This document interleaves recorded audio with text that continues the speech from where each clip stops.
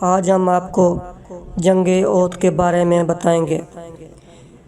جنگ احد میں مسلمانوں کی قیادت حضور صلی اللہ علیہ وسلم نے کی تھی اور مشرکین کی قیادت ابو سفیان نے کی تھی۔ اس جنگ کے کیا نتائج نکلے، چلے ہم آگے آپ کو بتاتے ہیں کہ جنگ احد کب لڑی گئی۔ جنگ احد غزوہ بدر میں مسلمانوں کو شاندار فتح ہوئی تھی۔ اس کے بعد قریش مکہ اور یہودیوں کو اندازہ ہوا کہ اب مسلمان ایک معمولی قوت نہیں رہے۔ شکست کھانے کے بعد مشرکین مکہ نہایت غصے میں تھے اور نہ صرف اپنی بے عزتی کا بدلہ لینا چاہتے تھے بلکہ ان تجارتی راستوں پر دوبارہ قبضہ کرنا چاہتے تھے جن کی ناکہ بندی مسلمانوں نے غزوہ بدر کے بعد کر دی تھی۔ جنگ کے شعلے بھڑکانے میں ابو سفیان اور اس کی بیوی ہندہ کا نام نمایاں ہے۔ ہندہ نے اپنے گھر محفلیں شروع کر دی جس میں اشعار کی صورت میں جنگ کی ترغیب دی جاتی تھی۔ ابو سفیان نے غزوہ احد سے کچھ پہلے مدینہ کے قریب ایک یہودی قبیلہ کے سردار کے پاس کچھ دن رہائش رکھی تاکہ مدینہ کے حالات سے مکمل آگاہی ہو سکے۔ ابو جہل غزوہ بدر میں مارا گیا تھا، جس کے بعد قریش کی سرداری ابو سفیان کے پاس تھی، جس کی قیادت میں مکہ میں ایک اجلاس میں فیصلہ ہوا کہ جنگ کی تیاری کی جائے۔ اس مقصد کے لیے مال و دولت بھی اکٹھی کی گئی۔ جنگ کی بھرپور تیاری بھی کی گئی۔ 3000 سے زائد کچھ سپاہی جن میں سے 700 زرہ پوش تھے تیار ہو گئے۔ ان کے ساتھ 200 گھوڑے اور 300 اونٹ بھی تیار کیے گئے۔ کچھ عورتیں بھی ساتھ گئیں جو اشعار پڑھ پڑھ کر مشرکین کو جوش دلاتی تھیں۔ ابو سفیان کی بیوی ہندہ نے یہ ارادہ کیا کہ حضور صلی اللہ علیہ وآلہ وسلم کے چچا حضرت حمزہ رضی اللہ تعالیٰ عنہ کا کلیجہ چبائے گی۔ 23 مارچ 625 میں مسلمانوں اور مشرکین مکہ کے درمیان احد کے پہاڑ کے دامن میں ہوئی۔ مشرکین کے لشکر کی قیادت ابو سفیان کے پاس تھی جبکہ مسلمانوں کی قیادت حضور صلی اللہ علیہ وسلم کر رہے تھے۔ حضرت محمد صلی اللہ علیہ وآلہ وسلم کے چچا عباس جو مکہ ہی میں رہتے تھے، انہوں نے مشرکین کی روانگی سے آگاہ کر دیا تھا۔ حضور صلی اللہ علیہ وسلم نے انصار و مہاجرین سے مشورہ کیا کہ شہر میں رہ کر دفاع کیا جائے یا باہر جا کر جنگ لڑی جائے۔ فیصلہ دوسری صورت میں ہوا، یعنی باہر نکل کر جنگ لڑی جائے۔ چنانچہ 6 شوال کو نماز جمعہ کے بعد حضور صلی اللہ علیہ وسلم نے اصحابہ کو استقامت کی تلقین کی اور 1000 کی فوج کے ساتھ مدینہ سے روانہ ہو گئے۔ راستے میں ایک منافق عبداللہ بن ابی 300 سواروں کے ساتھ جنگ سے علیحدہ ہو گیا اور بہانہ یہ بنایا کہ جنگ شہر کے اندر رہ کر لڑنے کا اس کا مشورہ نہیں مانا گیا۔ 23 مارچ 625 کو دونوں فوجیں احد کے دامن میں آمنے سامنے آ گئیں۔ احد کا پہاڑ مسلمانوں کی پشت پر تھا۔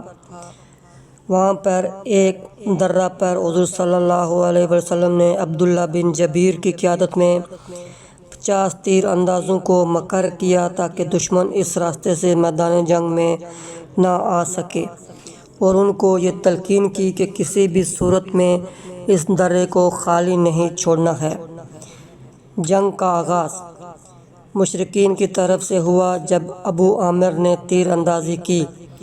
اس مرحلے پر 9 افراد مشرکین کی طرف سے آئے جو سب قتل ہوئے۔ دوسرے مرحلے میں مشرکین مکہ نے اکٹھا بھرپور حملہ کر دیا۔ اس دوران ان کی کچھ عورتیں ان کو اشعار سے اشتعال دلا رہی تھی تاکہ وہ غزوہ بدر کی عبرتناک شکست کا داغ دھو سکیں۔ ابتدا کی زبردست جنگ میں مسلمانوں نے مشرکین کے کئی لوگوں کو قتل کیا، جس پر مشرکین فرار ہونے لگے۔ مسلمان یہ سمجھے کہ وہ جنگ جیت گئے، چنانچہ درے پر موجود لوگوں نے حضور صلی اللہ علیہ وسلم کی ہدایت پر عمل نہیں کیا اور درہ چھوڑ کر میدان میں مال غنیمت اکٹھا کرنا شروع کر دیا۔ صرف 10 افراد درے پر رہ گئے۔ خالد بن ولید، جو اس وقت مسلمان نہیں ہوئے تھے، موقع سے فائدہ اٹھاتے ہوئے کوہ احد کا چکر لگا کر درے پر قبضہ کر لیا اور مسلمانوں پر یکدم پیچھے سے وار کر دیا۔ اسی اثنا میں یہ افواہ گرم ہوئی کہ حضور صلی اللہ علیہ وسلم شہید کر دیے گئے ہیں۔ یہ سن کر اکثر صحابہ نے ہمت ہار دی اور رائے فرار اختیار کر دی۔ کچھ لوگ میدان جنگ سے فرار ہو گئے اور تیسرے دن واپس آئے، کچھ ارد گرد کی پہاڑیوں پر چڑھ گئے اور کچھ لوگوں نے حضور صلی اللہ علیہ وسلم کا ساتھ دیا اور ان کی بھرپور حفاظت کی۔ اس موقع پر حضور صلی اللہ علیہ وآلہ وسلم نے حضرت علی رضی اللہ تعالیٰ عنہ کو ایک تلوار بھی عنایت کی جو ذوالفقار کے نام سے مشہور ہے۔ اس دوران حضور صلی اللہ علیہ وسلم کے دانت مبارک بھی شہید ہوئے اور حضرت حمزہ رضی اللہ تعالیٰ عنہ بھی شہید ہو گئے۔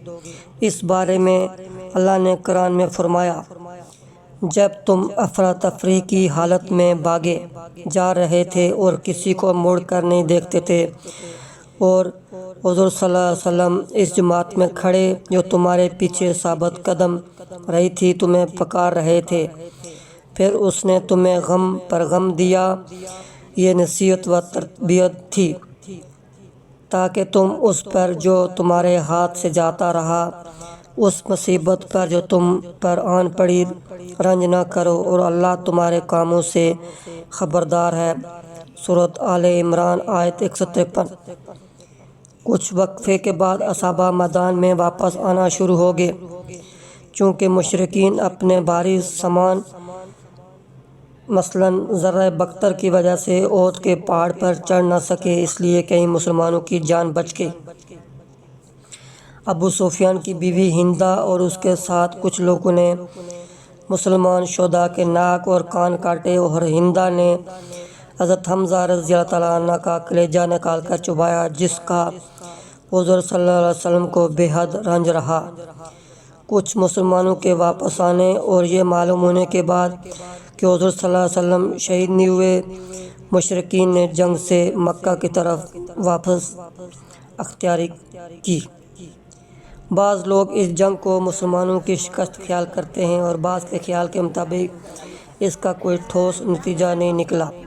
بہرحال یہ واضح ہو گیا کہ حضور صلی اللہ علیہ وسلم کی ہدایت کو فراموش کرنے یا عسکری نظم و ضبط کو ترک کرنے کا کیا نتیجہ نکل سکتا ہے۔ اگر درہ پر تعینات لوگ درہ نہ چھوڑتے تو مسلمان فتح یاب ہو چکے تھے۔ اس جنگ میں 70 مسلمان شہید ہوئے جبکہ 27 مشرکین ہلاک ہوئے۔ مسلمانوں نے اپنے شہداء کو وہیں پر دفن کر دیا۔